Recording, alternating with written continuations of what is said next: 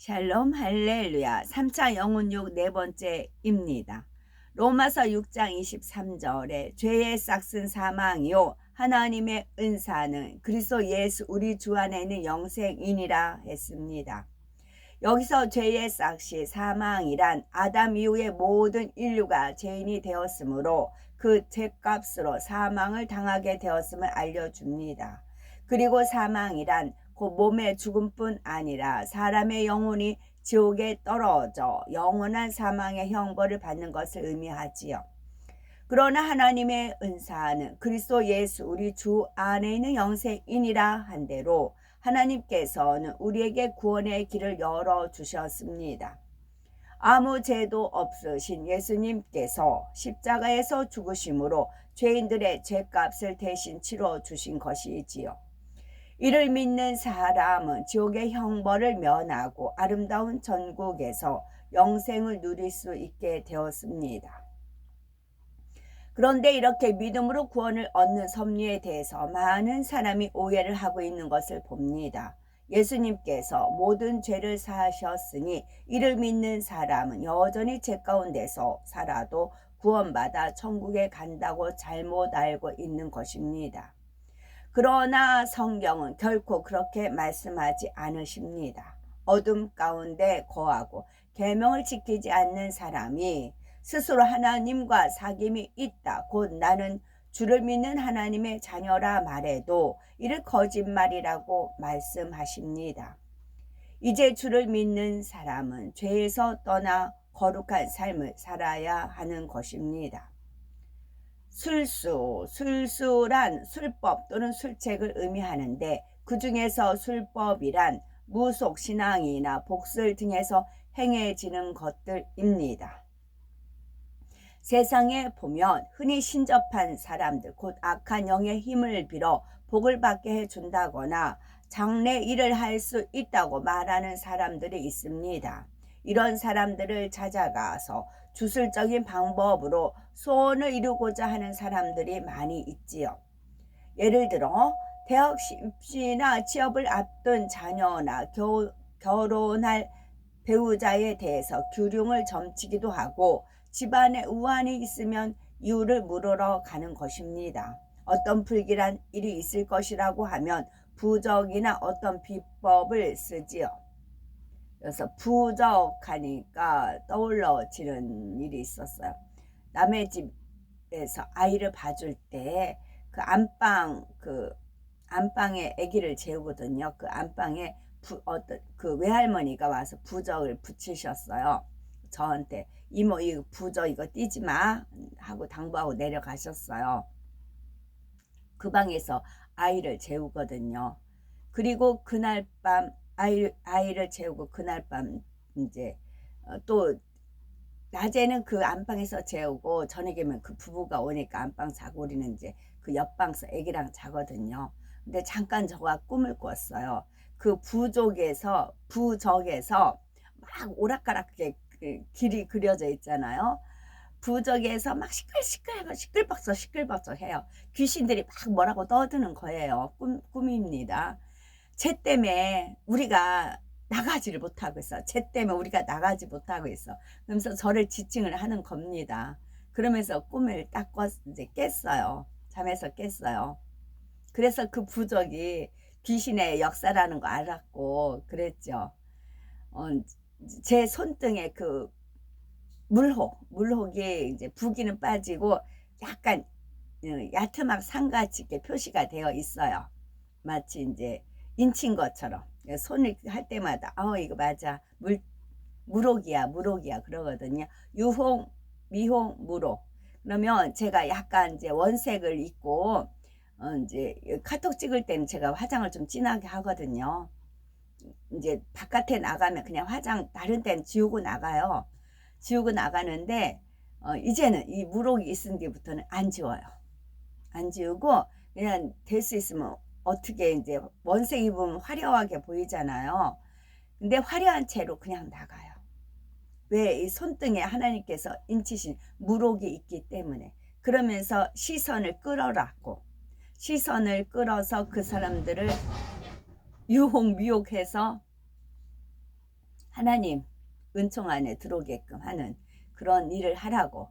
그래서 과감하게 제가 화려하게 이제 화려한 상태가 의상이 주어지면 그대로 입고 나갑니다. 화장이고 무엇이고요. 그러던 중에 어제 그 더불어민주당사 거의 약간 음침해요. 햇빛도 안 들어오고 건물 자체도 그렇고 다른 데는 어느 정도 햇빛들이 들어오거든요. 반 정도든 3분의 1이든. 근데 거기만은 햇빛이 안 들어와요. 음산해요. 그 주변 환경이. 근데 마침 거기서 이제 집회가 있다고 연락이 와서 안 갈까 하다가 주님 더불어 그러시더라고요. 맞다. 그럼 가야 돼. 하고 이제 갔습니다.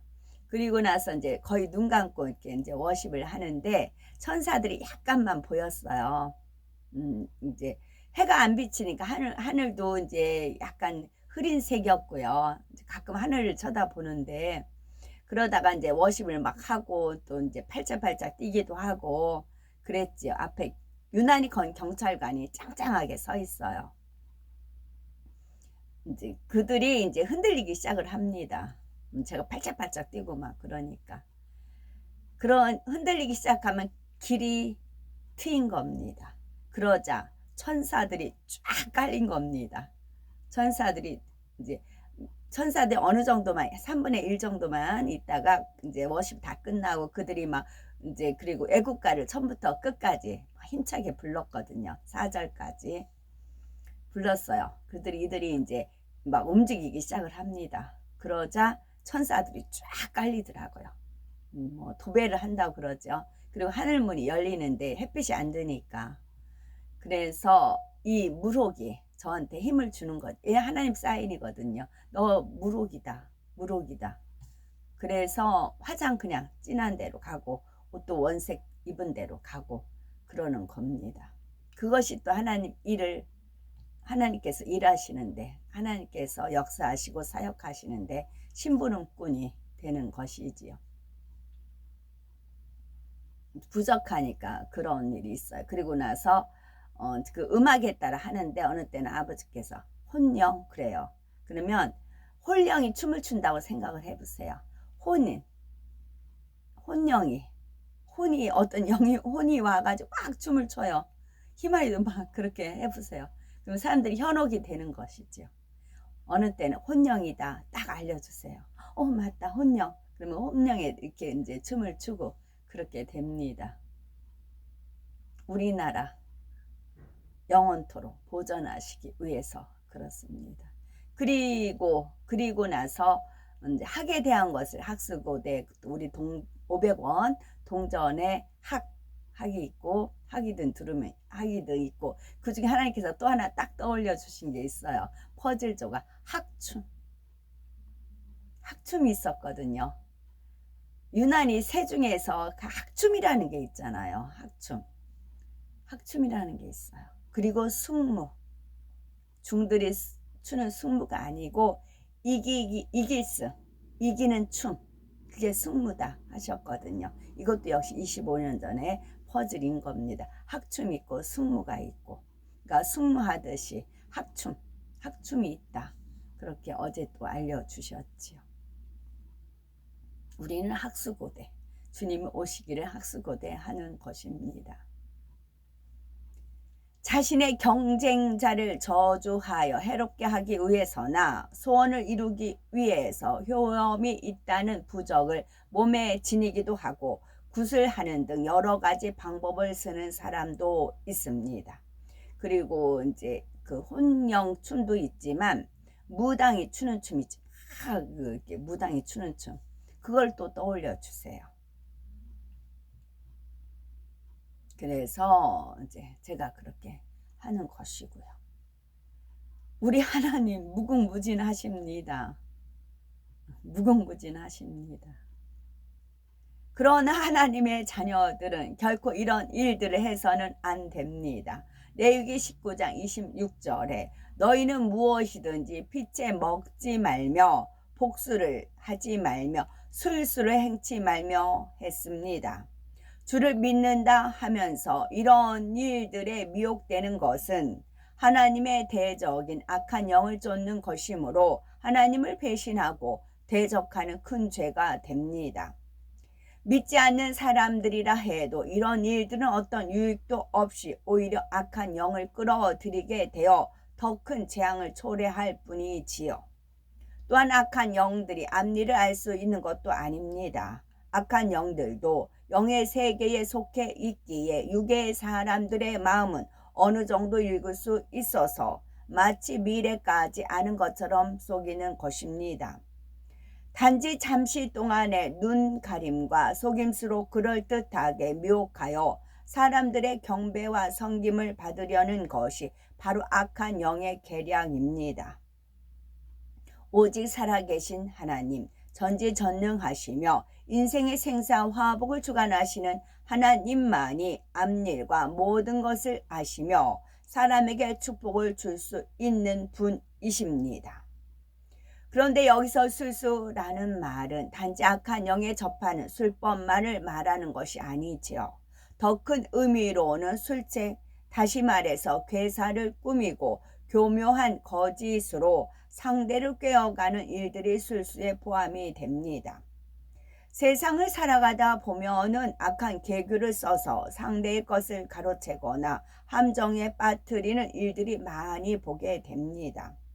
성경에도 보면은 에스더에 나오는 하만이라는 사람은 유다 백성인 모르드게가 자신을 섬기지 않는다고 해서 그를 죽이고자 할 뿐만 아니라 그 민족이 유다인 전체를 멸하려고 계계를 꾸미지요. 또 다니엘의 왕의 은총을 크게 입자 이를 시기한 신하들이 계계를 꾸며서 다니엘을 사자굴에 던져 넣습니다.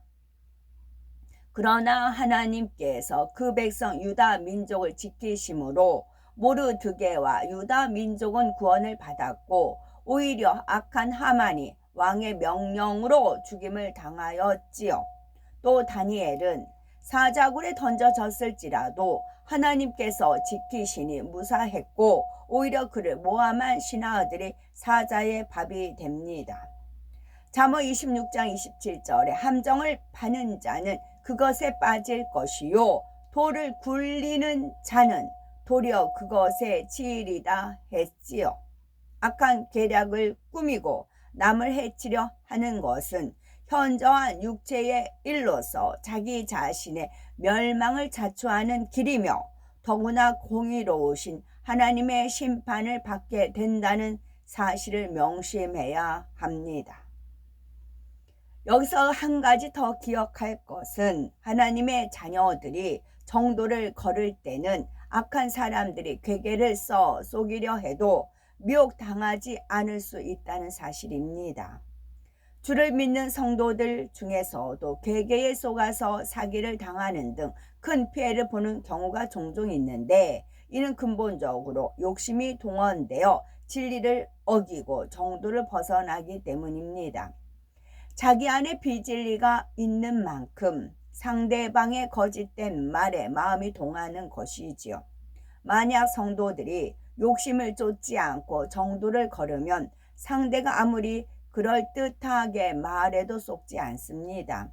악한 사람들이 모략으로 해치고자 해도 정도를 걸을 때에는 하나님께서 지키심으로 피해를 막아주시고 범사에 합력하여 선을 이루어 주시는 것입니다. 원수를 맺는 것이란 상대에게 원한을 품고 파멸되기를 원하며 그렇게 만들어가는 것입니다. 사람이 자기의 마음에 맞지 않는 상대에 대해서 악한 감정을 품다 보면 상대를 멀리하게 되고 나아가서 미워하게 됩니다. 그 정도가 지나치면 감정이 폭발하게 되고 해를 입히려고까지 하는 것이지요. 세상 사람들은 원수 맺는 것이 악이라고 생각하지 못하는 경우가 많습니다. 상대가 악을 행했으면 자신도 악으로 갚아주는 것이 의로운 일이라고 생각하지요. 그러나 하나님께서는 원수도 사랑하라 하셨고 선으로 악을 이기라 하셨습니다.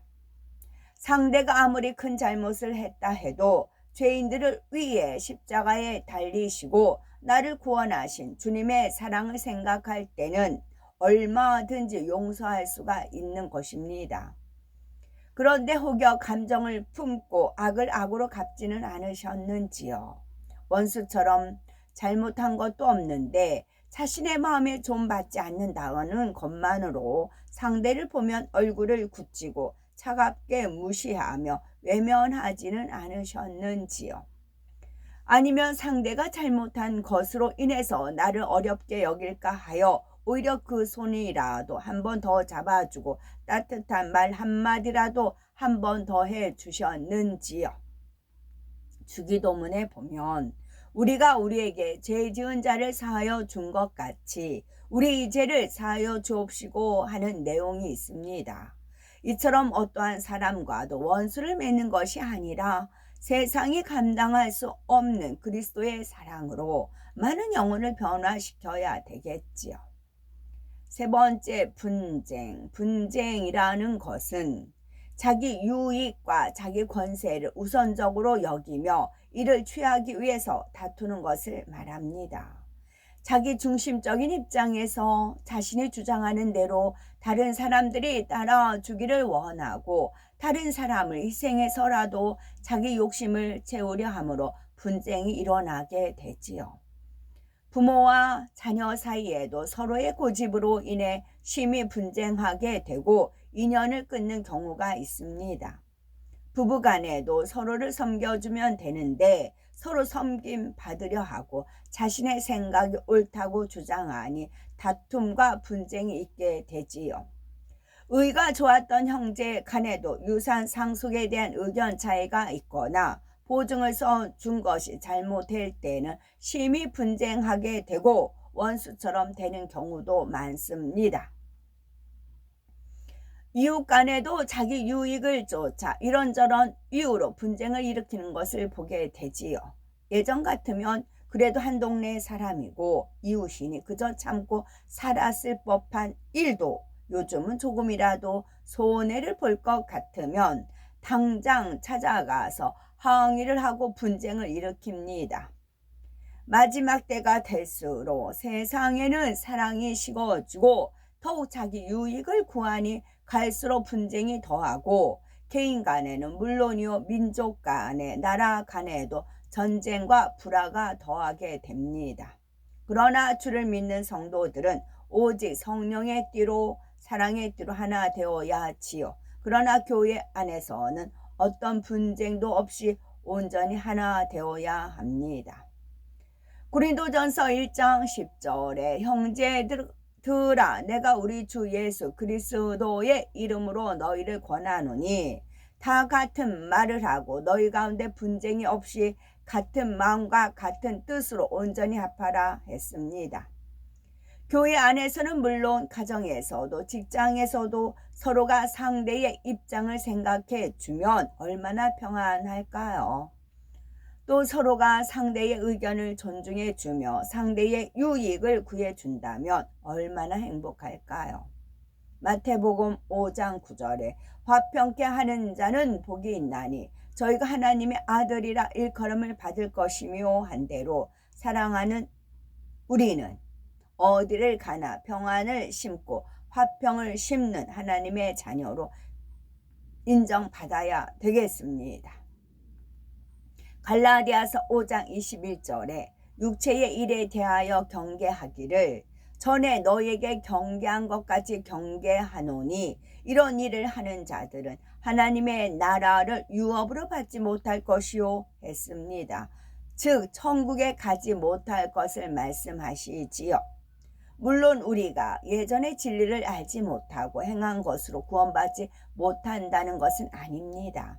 이제 말씀을 듣고 깨닫는 대로 기도하면서 철저히 회개하고 돌이키면 되는 것이지요. 순간적으로 예전의 구습이 나왔다 해도 또다시 통해 자복하고 변화되어서 결국 온전함을 이루어 나가면 됩니다. 그러면 하나님께서는 어떻게 변화되고자 노력해 나가는 것을 믿음으로 인정하시고 천국으로 인도하시는 것입니다. 그러면 하나님께서는 이렇게 변화되고자 노력해 나가는 것을 믿음으로 인정하시고 천국으로 인도하시는 것입니다.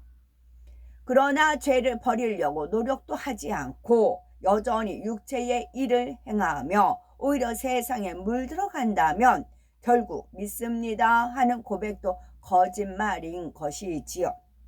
진실한 믿음과 행함으로 빛 가운데 거하심으로 이 땅에서도 축복을 받으며 영원한 천국 새 예루살렘까지 들어가시는 복되고 아름답고 거룩한 우리 모두가 되어야 되겠습니다. 아멘.